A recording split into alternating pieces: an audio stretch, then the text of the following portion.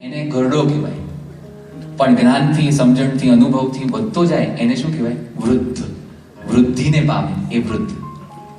તો એમાં શોખીન હોવું એમાં કંઈ ખરાબ નથી. વૃદ્ધ થાય એટલે પ્રેમ ઓછો થઈ જાય એવું પણ નથી. कौन कहते हैं कि बूढ़े इश्क नहीं करते, वो तो हम हैं जो उन पर शक नहीं करते. अरे मोटी उम्र થાય એટલે કે બધું બંધ થઈ જવું જોઈએ એવું કોણ કહે છે? મોટી ઉંમરમાં તો સ્વાદ વધે.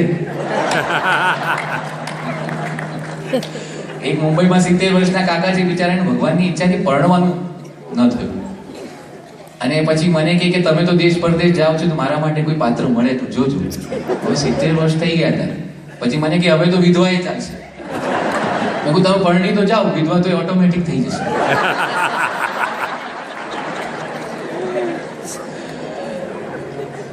તો સારું છે, ઘણા શોખીન હોય છે. એક દાદીમાં રસ્તો ક્રોસ કરતા હતા મુંબઈમાં, તો આપ જાણો છો કેટલો ટ્રાફિક, અને પોલીસ સીટી માર્યા કરે પણ પેલે સાંભળે તો ને.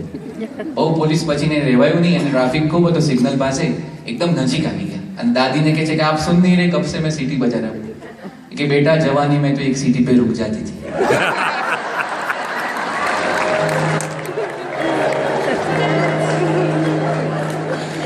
कमाल करे छे, कमाल करे छे, एक डोसी डोसानी हजू प्यार करे छे. कमाल करे छे, कमाल करे छे, एक डोसी डोसानी हजू वाल करे छे. एक डोसी डोसानी हजू वाल करे छे. कमाल करे छे, कमाल करे छे, एक डोसी डोसानी हजू वाल करे छे.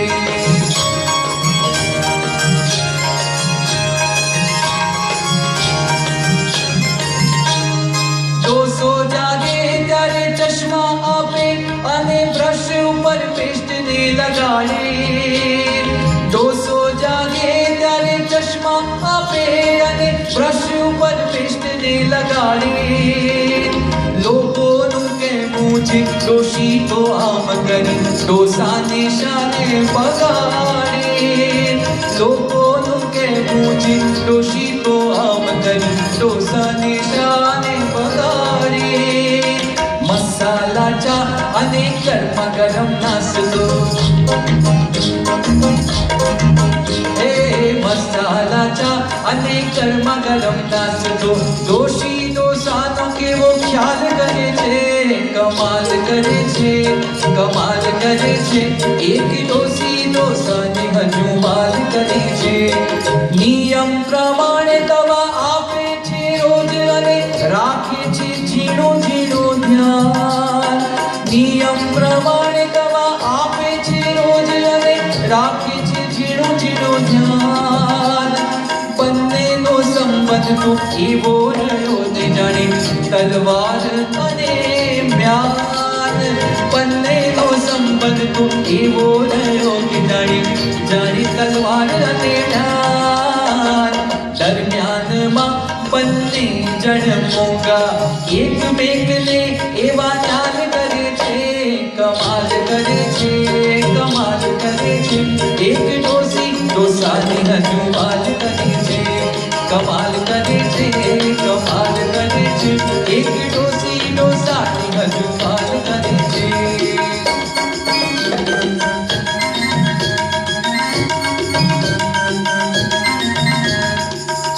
આ ઉંમર એવી છે કે જે હું ભલે ગાઉં છું અત્યારે, પણ એ તો ઉંમરમાં જે પહોંચે ને એને જ ખબર પડે. એનું જે દર્દ છે ને એ આપણે યુવાનો કદાચ નહીં સમજી શકીએ, કારણ કે આ એક ઉંમર સાથે જોઈન્ટ થાય એવી આ વાત છે.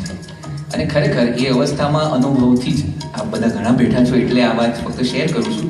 અને એ બધા જે મોટાઓ બેઠા છે એના માટે એક શેર તમે ખરેખર અનુભવ કરી જોજો, કારણ કે તમારા છોકરા અને છોકરીઓ પરણીને બીજે બધે જતે રહે છે. અને લગભગ આપણા કુટુંબોમાં એવું થતું હોય છે. પ્રોગ્રેસ માટે જાય છે બધા, ખોટું નથી, પણ ત્યારે પછી બચે છે કોણ? પતિ અને પત્ની. એટલે એક શેર છે, શેર બરાબર સાંભળજો કે ભલે ઝઘડીએ, ક્રોધ કરીએ, એકબીજા પર તૂટી પડીએ, એકબીજા ઉપર દાદાગીરી કરવા, છેલ્લે તો આપણે બે જ હોઈશું. જે કહેવું હોય એ કહી લે, જે કરવું હોય એ કરી લે. એકબીજાના ચશ્મા અને ચોકઠા સાચવવા છેલ્લે તો આપણે બે જ હોઈશું. એકદમ પ્રેક્ટિકલ વાત છે. હું રિસાઈશ તો તું મનાવજે, તું રિસાઈશ તો હું મનાવીશ. એકબીજાને લાડ લડાવવા છેલ્લે તો આપણે બે જોઈશું. આંખો જ્યારે ઝાંખી થશે, યાદ શક્તિ પણ પાકી થશે, ત્યારે એકબીજાને એકબીજામાં શોધવા છેલ્લે તો આપણે બે જોઈશું. અને કવિ કહે છે કે ઘૂંટણ જ્યારે દુખશે, કેડ પણ વળવાનું મૂકશે, ત્યારે એકબીજાના નખ કાપવા છેલ્લે તો આપણે બે જોઈશું. મારા રિપોર્ટ્સ તદ્દન નોર્મલ છે, મારા રિપોર્ટ્સ તદ્દન નોર્મલ છે, આઈ એમ ઓલ રાઈટ એમ કહીને એકબીજાને છેતરવા છેલ્લે તો આપણે બે જોઈશું.